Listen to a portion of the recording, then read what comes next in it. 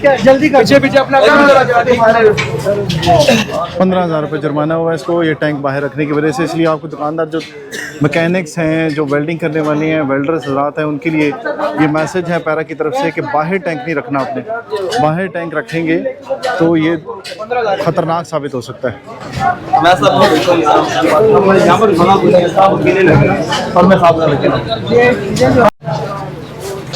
बम तो ने रखा हुआ है, और पीछे अपने बैटरी की जगह बनाई है, ये इसको नहीं रखा हुआ।